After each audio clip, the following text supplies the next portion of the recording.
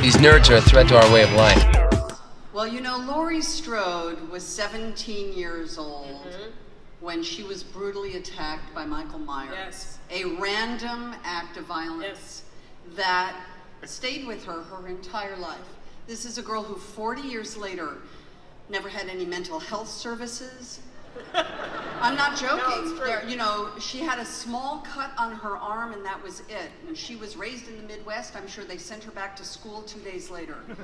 And yet she has carried the trauma and PTSD of someone who was attacked randomly. Yes. And what was so interesting about the movie that David and company wrote is that what they're honoring today is that trauma, there comes a point where you say, I am not my trauma. Come on. I am not, Come on. the narrative of my life is not that I'm a victim. Better And preach. this is a woman who's been waiting 40 years That's right.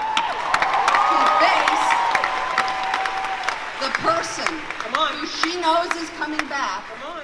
To say, I am going to take back the legacy of my life. I'm going to take back my narrative, and you don't own me anymore. And that, weirdly enough, seems to be a bit of a thing in the world Come today. on. I don't know Go figure.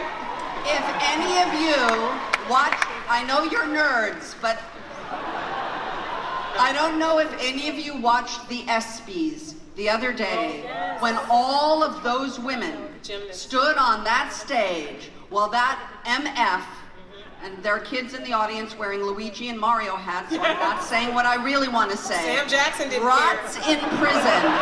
Those women stood there and said, you do not control That's our right, narrative narrative. anymore. Yes. Come on. And